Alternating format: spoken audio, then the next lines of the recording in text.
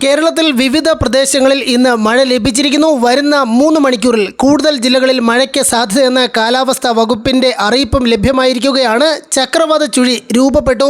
വരും ദിവസങ്ങളിൽ കൂടുതൽ മഴ ലഭിക്കാൻ സാധ്യതയുണ്ട്. ഡീറ്റെയിൽ ആയി വിവരങ്ങളെല്ലാം നോക്കാം. എല്ലാ ദിവസവും അപ്ഡേറ്റുകൾക്ക് നിങ്ങൾ ഇതുവരെയും ചാനൽ സബ്സ്ക്രൈബ് ചെയ്തിട്ടില്ലെങ്കിൽ ഇപ്പോൾ തന്നെ സബ്സ്ക്രൈബ് ചെയ്ത് ഓൾ എന്ന ബെൽ ഓപ്ഷൻ കൂടി എനേബിൾ ചെയ്യുക. കൂടുതൽ ആളുകൾക്ക് വിവരങ്ങൾ എത്തിച്ചേരാൻ ആദ്യം ഒന്ന് ലൈക്ക് ചെയ്ത് കാണാൻ ശ്രദ്ധിക്കണം.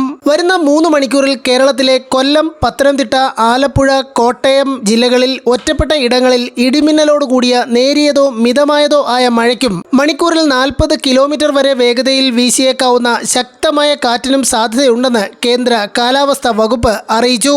കേരളത്തിന് മുകളിൽ 1.5 കിലോമീറ്റർ ഉയരത്തിലായി ചക്രവാത ചുഴി രൂപപ്പെട്ടിട്ടുണ്ട്. ഇന്ത്യൻ മഹാസമുദ്രത്തിലേക്ക് അറബിക്കടലിൽ ആഗോള മഴപ്പാത്തിയായ മാഡൻ ജൂലിയൻ ഓസിലേഷനും ഇന്നോ നാളെയോ പ്രവേശിക്കും. ഇതിന്റെ സ്വാധീന ഫലമായാണ് മഴ ലഭിക്കുകയെന്നാണ് നിരീക്ഷണം. തെക്കൻ തമിഴ്നാട്ടിലും ലോ ലെവൽ സർക്കുലേഷന്റെ ഭാഗമായി മഴ ലഭിക്കും. തമിഴ്നാട്ടിലെ തിരുനെൽവേലി, കന്യാകുമാരി ജില്ലകളിലും തെക്കൻ കർണാടകയിലെ ചില പ്രദേശങ്ങളിലും മഴ സാധ്യതയുണ്ട്. അതേസമയം കേരളത്തിൽ ചൂട് കൂടുകയാണ്.